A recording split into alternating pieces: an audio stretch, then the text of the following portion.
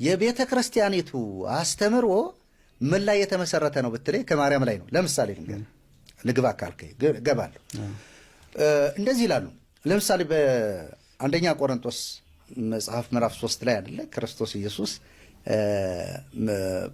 መሰረቱ አንድ ነው ይላል አይደል? መሰረቱ ከተመሰረተው በቀር ሌላ መሰረት ደግመን አንጣል፣ እርሱም መሰረቱ ማን ነው ይላል? ክርስቶስ ኢየሱስ ነው ይላል።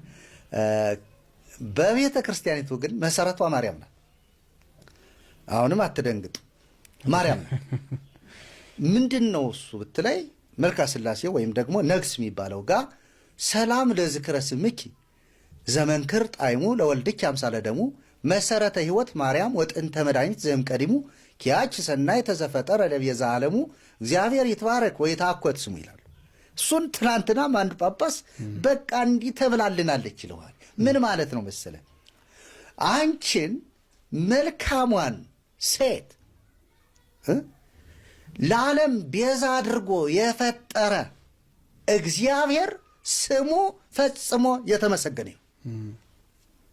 ነው። ምን አድርጎ የፈጠረሽ? ለዓለም ቤዛ አድርጎ። ሌላውስ መሰረተ ሕይወት ማርያም ወጥንተ መድኃኒት ዘእምቀዲሙ አስቀድሞ ከጥንት አንቺ የሕይወት መሰረት ነሽ። ማን? ማርያም። ክርስቶስ መሰረት ነው የሚለው ትምህርት ገደል ገብ። ይኸውልህ የሕይወት መሰረት እግዚአብሔር ራሱ ነው።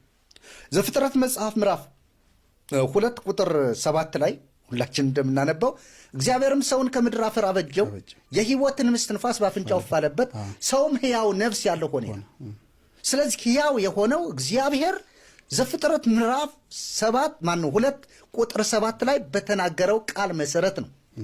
ይሄ ሕይወት ከእግዚአብሔር ጋር ሰው በተላለፈ ጊዜ ሰው ዳግም ምክንያቱም አታርግ የተባለውን አድርጎ ከእግዚአብሔር በተለየ ጊዜ እግዚአብሔር ያን ሕይወት እንደገና ወደ ሰው ልጅ ያመጣው በልጁ በክርስቶስ ኢየሱስ። ይህንን ደግሞ ዮሐንስ ምን ይለናል? ዮሐንስ ወንጌል ምዕራፍ 1 ላይ እንደዚህ ይላል፣ በመጀመሪያው ቃል ነበረ፣ ቃልም በእግዚአብሔር ዘንድ ነበረ፣ ቃልም እግዚአብሔር ነበረ፣ ቃልም ሥጋ ሆነ፣ በእርሱ ሕይወት ነበረች።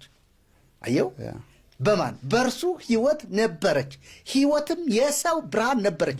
ለካ ያች እግዚአብሔር እፍ ያላት የሕይወት እስትንፋስ የሰው ብርሃን ነበረች። ስለዚህ ሰው ምንድን ነበረ? ምን ሆነ ማለት ነው? ያቺ ሕይወት ስትወሰድበት ጨለማ ሆነ። ይህንን ደግሞ ጳውሎስ በኤፌሶን መጽሐፍ ምዕራፍ 5 ቁጥር 8 ላይ እንደዚህ ይላል፣ ቀድሞ ጨለማ ነበራችሁ እናንተ ራሳችሁ። ለምን? ሕይወት የለም፣ ሕይወት ነው የሰው ብርሃን። ጨለማ ነበራችሁ፣ አሁን ግን በጌታ ብርሃን ናችሁ ይላል፣ በኢየሱስ ማለት ነው። ስለዚህ ሰው ይህ ትምህርት ካልገባው ምናልባት እንትኑን ምኑንም ሕይወት ነው ቤዛዬ ነው መሰረት ነው ካለ ያስፈልገዋል ጌታ። መምህር ጳውሎስ የሚባሉ አስተማሪ አንድ ነገር ሲሉ እንዲሁ ባሰማሁት ምናምን ደስ ይለኛል። እዚህ ጋር ሲሉ ሰምቼ በጣም ነው የተገረምኩት። ያልተቀበለችው መከራ የለም ድንግል ማርያም ሞቷ በመንከራተት ያለቀ ነበር። ዛሬ በስቅለቷ ክርስቶስ መሰረት ነው የሚለው ትምህርት ገደል ገብ። አባቶች ሁሉ ሳይቀሩ ድጋሚ ሊያስለቅሷት ይሞክራል። ይሄ ሰውዬ እያለን በስቅለቷ ቀን ነው የሚለው። በስቅለቷ ቀን እንደተሰቀለች ያልተቀበለችው መከራ የለም ይላል። በስቅለቷ ቀን አስኬማ የለበሱ አባቶችም ዳግም ሊያስለቅሷት ይሞክራሉ ይላል። የታለች? የት መጣ ነው የምታለቅሰው?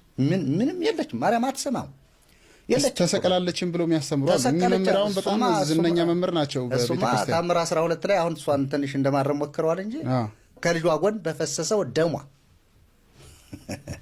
ታምር 12 ከልጇ በፈሰሰው ደሟ ካለ ደሞ የማን ነው? የእሷ ነው ማለት ነው።